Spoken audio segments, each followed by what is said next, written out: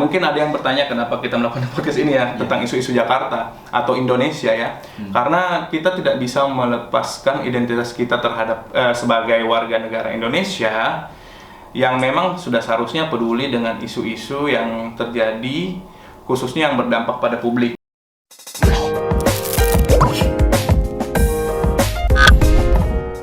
Selamat pagi, selamat siang, selamat sore, dan selamat malam untuk teman-teman yang menyaksikan podcast ini. Perkenalkan, gua Reski, Ketua Divisi Kajian Strategis PPI NSKD. Podcast ini merupakan podcast perdana PPI NSKD tahun ini yang diinisiasi oleh PPI NSKD, khususnya Divisi Kajian Strategis. PPI NSKD sendiri merupakan perhimpunan pelajar Indonesia di bawah koordinasi PPI Belanda yang merupakan PPI terbesar dan tertua di dunia. Podcast ini bertujuan sebagai wadah dan ruang diskusi bagi kita semua untuk membicarakan isu strategis dalam kacamata disiplin ilmu teman-teman mahasiswa Indonesia yang sedang belajar di Belanda, khususnya di University of Twente dan Section NSKD.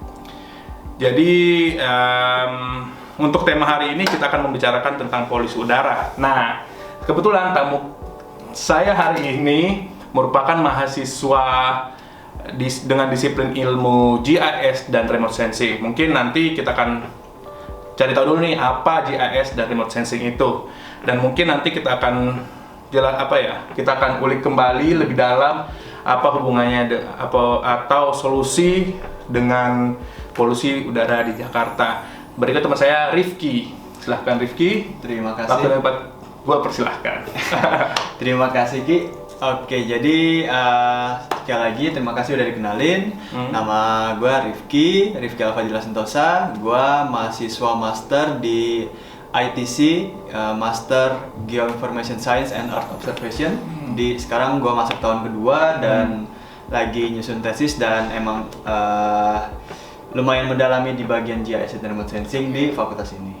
Jadi sebenarnya GIS itu apa dan remote sensing itu apa sih sebenarnya? Oke, jadi GIS itu tuh kalau bahasa Indonesianya ya sistem informasi geografis. Sedangkan kalau remote sensing tuh penginderaan jauh. Jadi kalau sistem informasi geografis itu lebih kepada gimana cara kita untuk mengolah dan memanage data geografis, data yang punya properti lokasi, koordinat kayak gitu. Kalau penginderaan jauh itu gimana caranya kita bisa mengambil data dari dari sesuatu tanpa perlu kontak langsung atau langsung menuju ke tempat tersebut. Jadi kalau biasanya yang kita tahu tuh kayak satelit atau ya banyak lah instrumennya. Jadi mediasinya berupa satelit gitu ya? Not necessarily, nggak harus itu. Intinya adalah gimana cara kita bisa mengambil data dari jarak jauh, tanpa perlu menyentuh, tanpa perlu datang langsung ke tempatnya. Oke, itu sangat menarik banget ya. Gue juga baru tahu juga itu ya. Jadi sebenarnya gini, kemarin gue sempat diskusi juga sama anak-anak karena melihat berita yang cukup viral sih dan cukup memprihatinkan kan. Jadi ya gue juga tinggal dan kerja di Jakarta ya. Jadi Jakarta ini kan memang ibu kota Indonesia nih. Dan sepertinya Jakarta sedang menghadapi masalah yang serius tentang kualitas udara. Nah, kalau misalnya kita lihat ya peningkatan populasi, urbanisasi yang cepat, mobilitas yang tinggi, itu ya mungkin bisa jadi ya meningkatkan polusi udara Jakarta. Kalau misalnya kita lihat ya, salah satu parameter untuk mengukur kualitas udara itu kan Air Quality Index. Nah, kalau kemarin sih sempat gue baca di media-media mainstream dan di sosial media, itu pun gue melihat ternyata Jakarta itu sempat menempati juara dunia dalam kualitas udara terburuk, mengalahkan Beijing. Jadi kita untuk urusan ini kita mengalahkan Cina. Akhirnya juara. Juara juga nih, juara dunia nih kita masalah ini. Jadi gue ingin sih melihat bagaimana sih sebenarnya dari sisi remote sensing atau GIS melihat fenomena ini. ataukah mungkin ada yang disolusikan nih Ki, kira-kira, atau bagaimana menurut pandangan lu dulu nih tentang fenomena ini? Oke. Bener sih, sempat trending ya, dan mungkin masih trending. Kalau emang polusi di Jakarta tuh makin mengkhawatirkan, dan kalau dari sisi GIS dan remote sensing, mungkin gue ngambil dari remote sensing dulu ya, yang mungkin lumayan lebih hangat. Jadi kalau dari remote sensing yang bacanya gue dari berita-berita mainstream dan juga sosial media, kalau dari pemerintah Indonesia dan Jakarta itu pun, itu sebenarnya udah mengaplikasikan remote sensing untuk monitoring dan juga mendeteksi polusi udara di Jakarta. Bahkan nggak pas di viral ini aja, dari beberapa tahun yang lalu mungkin udah mulai diaplikasikan. Jadi kalau yang gua baca, kalau yang lebih dalam ke penginderaan jauh ini, remote sensing, salah satu yang biasa dipakai itu biasanya pakai citra satelit. Dan citra satelitnya itu emang spesifik, emang dipakai untuk memonitor atmosfer dari angkasa. Itu kalau yang gue tahu tuh salah satunya contohnya dari satelit, namanya itu satelit 5P, itu dari European Space Agency. Itu Copernicus program, dan emang dedikasi untuk memonitor polusi udara, kebersihan udara, atmosfer itu secara global di kota-kota besar.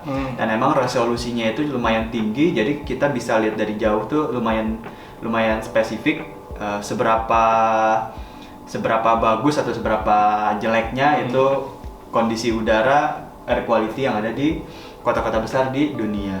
Nah, kalau intinya sih sebenarnya seperti itu ya. Jadi kayak contohnya mungkin yang BRIN itu mereka punya departemen sendiri untuk penginderaan jauh. Itu kalau yang gue baca itu yang jadi emang paling khusus untuk kontrol menggunakan remote sensing, itu yang gue tahu. Terus kalau seandainya ngomong GIS mungkin nggak terlalu, kalau yang dari gue baca ya, itu nggak terlalu kelihatan ada ya penggunaan GIS, tapi pasti ada. Walaupun untuk kegunaannya di memonitoring polusi udara di Jakarta itu gue masih agak ragu diletaknya di mana. Cuma pastinya ada beberapa approach yang mungkin nanti kita di bahasan selanjutnya kita bisa coba bahas sebagai rekomendasi membantu monitor polusi udara di Jakarta. Iya, menarik sih, gue juga baru dapat info nih tadi, ternyata memang sudah ada mungkin semacam kerjasama ya, atau memang antara researcher Indonesia dan researcher Eropa ya. Betul. Jadi sebenarnya sih cukup menarik ya, karena ketika kita melihat pemberitaan di media-media mainstream, itu pun ada perbedaan pandangan nih antara instansi yang satu dengan instansi yang lain. Cuma ya itu perdebatan dan mungkin ada klarifikasi juga. Cuma yang ingin gue tahu sebenarnya gini. Kalau yang gue lihat ya dari salah satu riset nih dari CREA atau Center for Research on Energy and Clean Air, atau pusat riset tentang energi dan udara bersih. Jadi tiap bulannya itu rata-rata konsentrasi PM25 dari tahun 2020 sampai sekarang itu tidak mengalami penurunan yang signifikan. PM2.5 ya? Iya, PM2.5 ya. Jadi sebenarnya bahkan kalau misalnya dilanjut lagi oleh analis mereka itu ada 4 sumber utama polusi Jabodetabek.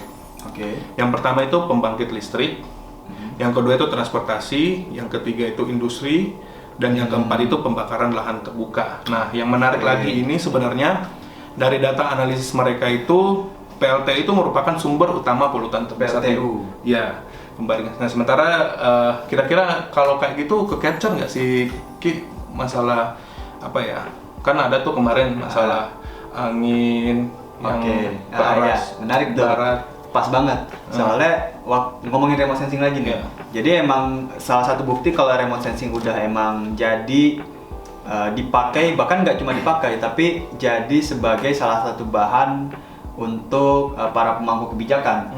Itu sempat, kalau yang pernah gue baca itu emang sempat pernah ada sebuah momen di mana emang diperlihatkan kalau seandainya citra satelit yang ada di Jakarta itu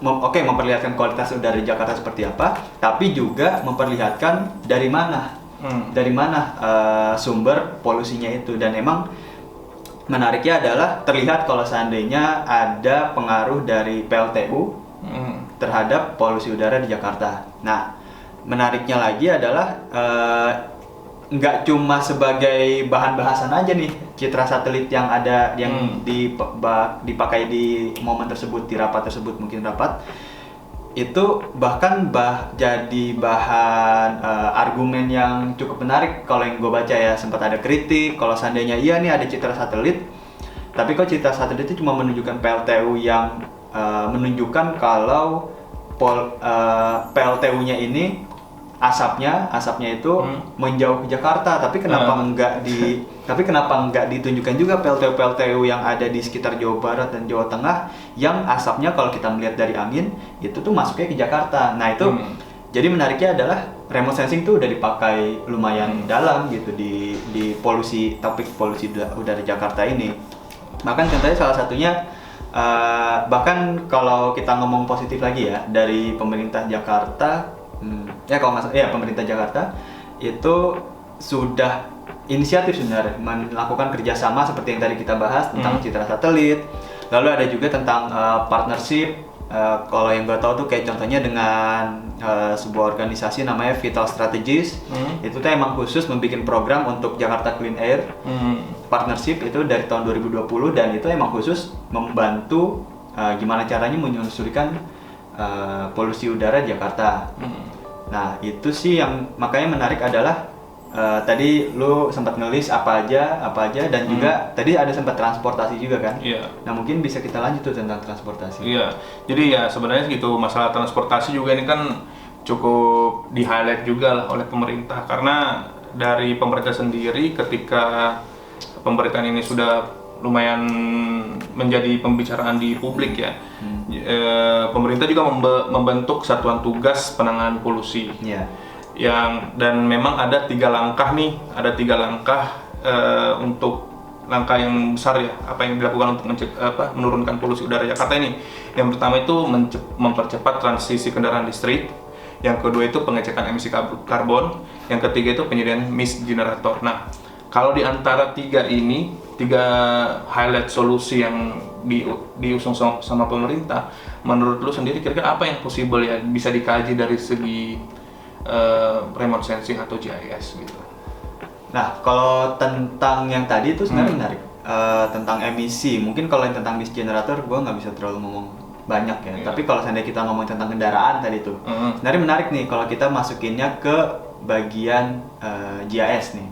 Jadi kalau di Eropa, terutama yang gue tahu itu di Belanda yang gue pelajari, itu tuh mereka ada namanya konsep GIS itu yang diterapkan namanya itu Human Sensor Web.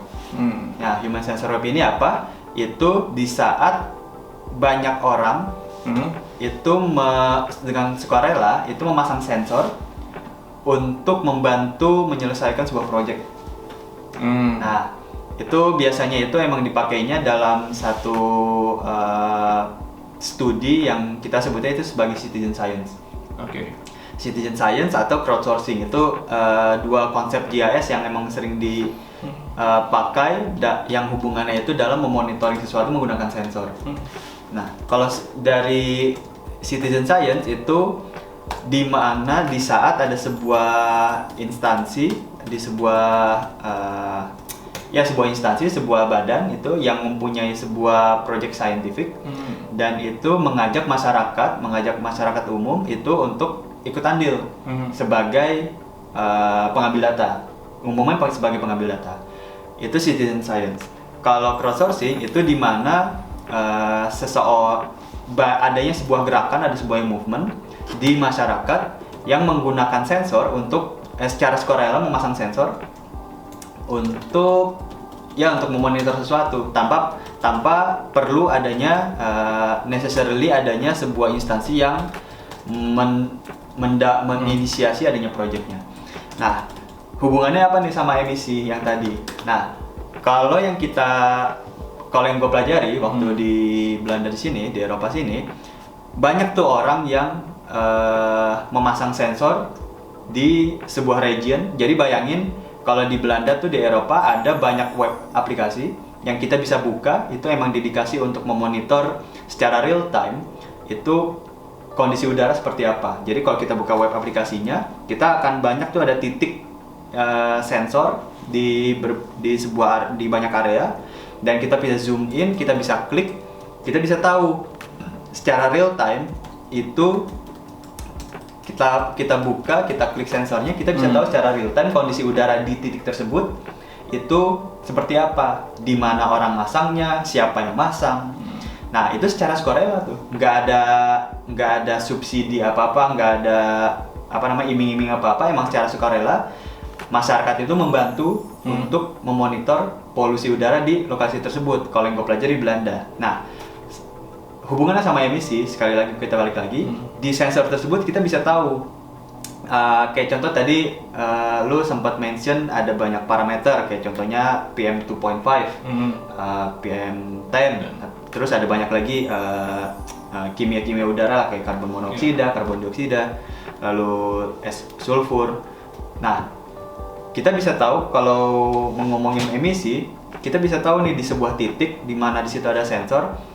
Di situ tuh apa sih yang berpengaruh sama kejelekan atau kebersihan dari udara di titik tersebut? Apakah itu PM 2.5? Kalau seandainya PM 2.5 dan PM 10 itu kan dia secara basically itu debu ya. Iya. Debu, kayak debu itu kan ukuran. Jadi kayak ukuran partikel yang ada di udara. Jadi semakin besar partikel itu, atau semakin kecil pun, kalau misalnya dia banyak, itu sangat berbahaya ya buat. Jadi di saat kita ngelihat sensor itu dan ternyata konsentrasi PM 2.5-nya tuh ternyata segini, itu tuh berarti emang debu dengan ukuran segitu tuh seperti itu. Nah seandainya di sensor tersebut kita juga bisa mendeteksi karbon monoksida. Nah kita bisa tahu juga nih, ini PM 2.5-nya tinggi, dan juga ada karbon monoksida yang tinggi. Nah di sensor-sensor di mana hal-hal itu tersebut terjadi, kita bisa tahu kalau ternyata sumbernya ternyata ada dari pembakaran sesuatu nih, karena karbon monoksida tinggi kan. Nah dari segi itu, dari approach itu kita bisa melihat kalau seandainya emisi itu bisa jadi pengaruh di polusi udara di sebuah area. Dan menarik lagi kalau seandainya kita bisa aplikasikan itu di Jakarta. Bayangin kalau seandainya di Jakarta tuh emang ada movement. Gua nggak terlalu tahu kalau seandainya emang movement ini udah ada atau belum. Tapi kalau seandainya emang lebih aware lagi masyarakat, kita bisa perlihatkan juga kalau seandainya nggak perlu nunggu pemerintah untuk membantu memonitor polusi udara dan juga meningkatkan awareness. Kita bisa juga nih sebagai masyarakat yang tinggal di Jakarta untuk memulai gerakan secara sukarela, masang sensor, dan juga kalau seandainya emang ada sebuah badan yang emang mau meregulasi atau mau membangun sebuah portal yang emang khusus untuk memperlihatkan secara real time polusi udara di Jakarta seperti apa, itu bisa membantu meningkatkan juga awareness di masyarakat kalau seandainya mereka tuh juga memberikan pengaruh kepada apa yang sedang terjadi gitu, nggak cuma tentang pemerintah dan PLTU-nya, dan kan kendaraan juga jadi nomor 2 kan yang jadi sumber polusi di situ. Nah, kalau seandainya kita bisa tekan juga dari kendaraannya, berarti kita bisa membantu masyarakat kita bisa membantu menurunkan apa yang sedang terjadi sekarang. Gue sangat tertarik nih ketika lu ngomongin masalah citizen science ya, Ki. Karena gue juga di program studi gue juga itu belajar STS ya, Science and Technology Studies. Jadi ya memang dalam suatu research itu kan di dalam konteks tertentu kita membutuhkan citizen science. Apalagi misalnya kan citizen science itu kan memang orang yang memang berada pada wilayah tersebut, yang paham akan wilayah tersebut. Misalnya dalam suatu riset tertentu ya. Apalagi yang gue tahu juga funding atau orang-orang Eropa, funding dari Eropa pun lebih tertarik ketika kita ngomongin masalah demokratisasi teknologi, demokratisasi sains. Seperti itu ya, jadi melibatkan dalam suatu riset, dalam suatu development itu melibatkan masyarakat dalam ya mengembangkan sesuatu riset studi ya. Dan memang yang gue highlight juga dari tadi juga sebenarnya mengenai gue sangat tertarik juga tentang ini bagaimana voluntary dari masyarakat itu ya ingin menggunakan alat di Belanda ya. Ya, betul. Itu sangat menarik memang ketika kita aplikasikan di Indonesia. Khususnya di Jakarta ya, karena kita bisa memonitor setiap pergerakan emisi yang ada kan. Nggak cuma emisi, maksudnya secara general kondisi udara seperti apa. Udara kan, iya. Jadi tapi yang perlu digarisbawahi adalah mungkin kalau di Belanda itu kan ketimpangan ekonominya itu tidak terlalu jauh ya. Nah, sementara di Jakarta sendiri pun itu lapisan dimensi masyarakatnya itu, dimensi sosialnya itu sangat beragam ya. Jadi misalnya ya itu akan untuk mengimplementasikan memang agak susah. Ya, gue sih propose ya kalau misalnya memang ada distribusinya itu mungkin bisa diganti misalnya kita propose subsidi gitu ya. Kita memberikan subsidi bagi orang-orang yang memang tidak bisa afford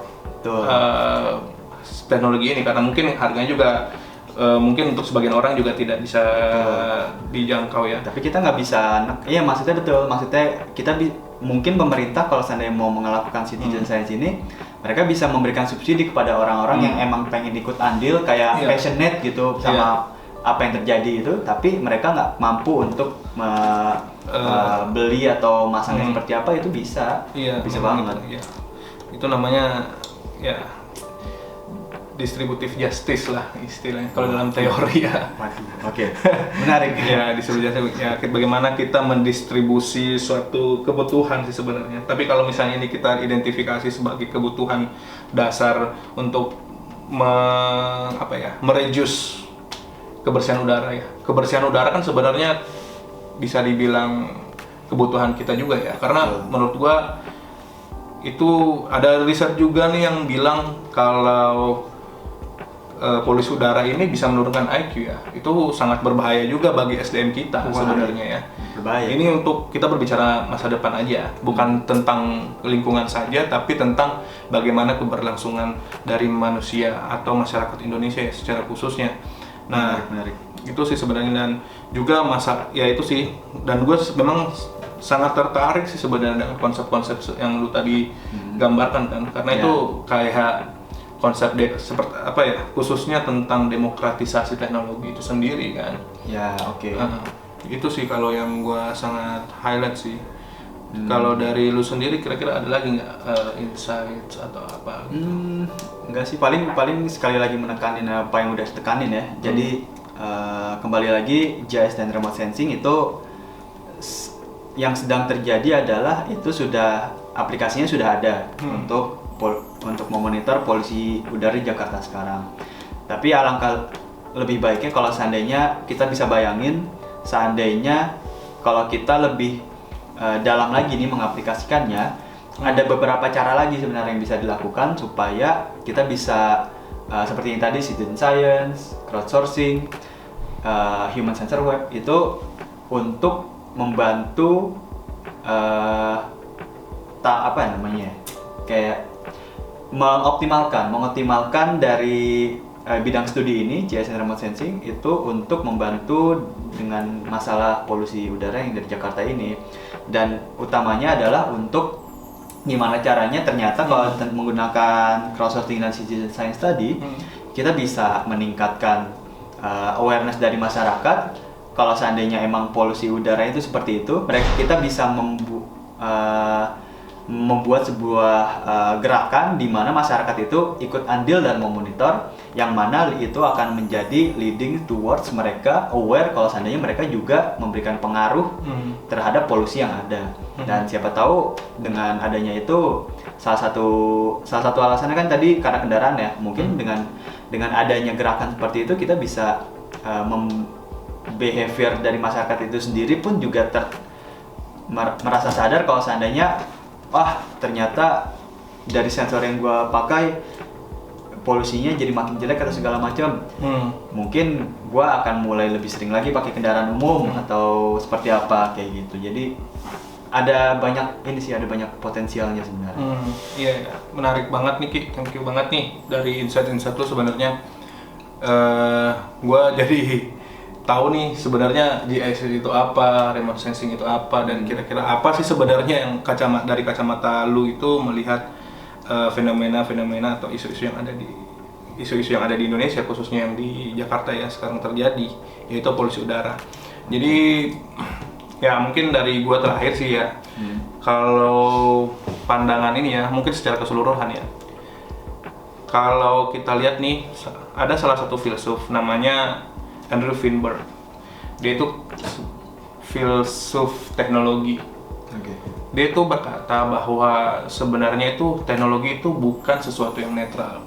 Jadi kata beliau nih, jadi teknologi itu dikembangkan oleh pihak-pihak tertentu itu memiliki value-value yang telah diintensikan dari pengembang tersebut sebenarnya.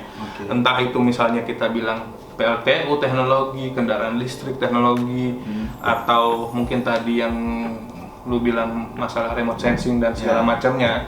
Tapi gue melihat sih jadi sebenarnya yang dia highlight itu bagaimana sih sebenarnya kita melihat suatu teknologi itu dengan mendemokratisasi teknologi itu. Jadi keterlibatan masyarakat dalam bahkan dalam proses development kita perlu melibatkan masyarakat.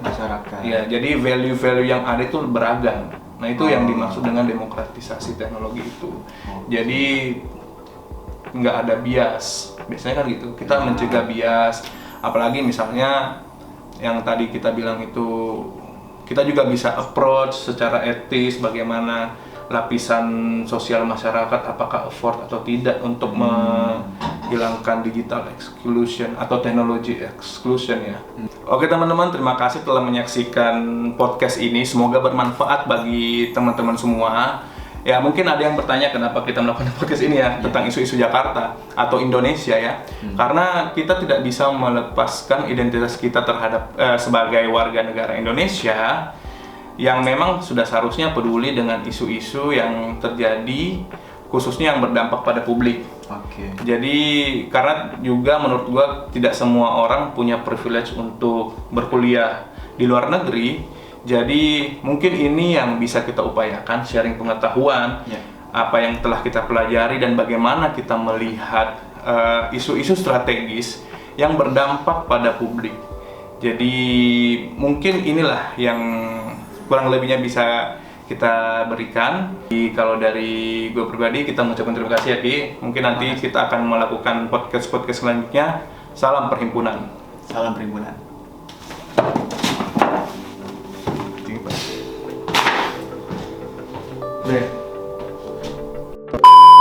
Teman-teman, terima kasih. Baru duduk. Yang khususnya mahasiswa Indonesia yang ingin yang telah mengembangkan cut. Lanjut ya. Ulang.